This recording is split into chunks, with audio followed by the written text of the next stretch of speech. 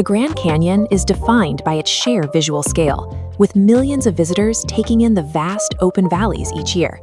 But the most significant geological features are often the ones hidden from view. Tucked away on a nearly vertical 700-foot cliff face near Lake Mead is a narrow opening in the limestone. In 1936, a park worker named Willis Evans scaled that treacherous rock face. He found a pitch-black 20-foot wide opening and crawled inside. The floor of the cave was buried under a compacted 20-foot deep layer of dung. Scattered across this waste were massive skulls and preserved limbs where mummified skin, muscle, and cartilage remained intact. This massive accumulation of waste functioned as an oxygen-free repository, preserving a biological record of the canyon that spanned tens of thousands of years. The deep valleys and exposed rock formations of the canyon provided a rugged, isolated habitat for the animals that claimed the space. This diagram illustrates the creature responsible, the Shasta Ground Sloth. Stretching 9 feet long and weighing nearly 550 pounds, a full-grown adult matched the physical footprint of a modern grizzly bear. They navigated the steep canyon walls using specialized anatomy, relying on heavily curved, elongated claws that resembled the horns of a cow. Generations of these massive herbivores consistently squeezed through the narrow cave entrance. The frictions from their thick, coarse red hair polished the limestone walls smooth over thousands of years. The extreme depth of the waste layer and the physical wear on the surrounding rock suggest this location served as a permanent, multi-generational fortress. Decades after the initial discovery, the focus shifted from the cliff face to modern chemistry laboratories. Researchers focused on the floor of the cavern, specifically the 40,000-year-old deposit of dry, compacted dung as the primary source of the cave's data.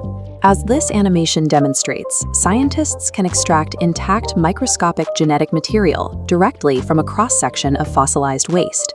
This extraction requires strict isolation. Researchers must carefully process the samples to ensure the fragile ancient DNA is completely insulated from modern organic contaminants. By sequencing the DNA found in each distant layer, scientists accessed thousands of years of ecological data preserved with a level of detail usually lost to time.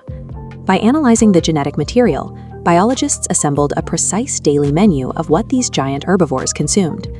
The DNA pointed directly to specific desert vegetation that still grows in the region today, including species like the sharp-leaved yucca plant and Mormon tea. Because the waste accumulated in chronological layers, scientists could track exactly how the sloth's diet changed over millennia, providing a map of shifting climate patterns within the canyon. The records show how these massive animals adapted to the severe freezes of the Ice Age by utilizing the deep, thermally stable cavern as a refuge from surface temperatures. The isolation of the cliffside and the lack of moisture inside the rock preserved the genetic data, capturing an unbroken timeline of Earth's most volatile climatic era. The contents of Rampart Cave survived the freezing temperatures of the Ice Age and thousands of years of apex predators. That survival ended with the introduction of modern humans. To protect the site, the National Park Service installed a heavy iron gate across the entrance.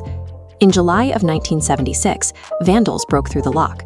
Once inside, the vandals sparked a fire directly on top of the dense, fibrous material that had covered the cave floor for millennia. Because the mummified remains and the dung were completely devoid of moisture, they acted as highly concentrated fuel, burning intensely without generating visible flames. Deep inside the inaccessible cliffside, the fire smoldered for months before it could finally be extinguished.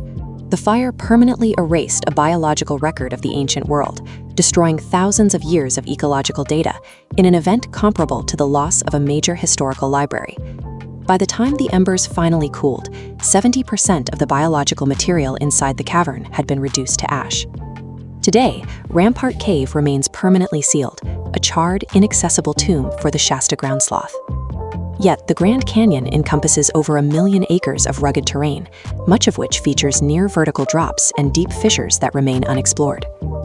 There is a strong statistical probability that other hidden caves exist, holding similar troves of perfectly preserved biological material. Finding and protecting these remaining biological sites is now a priority, ensuring that this record of prehistoric life isn't lost to human negligence.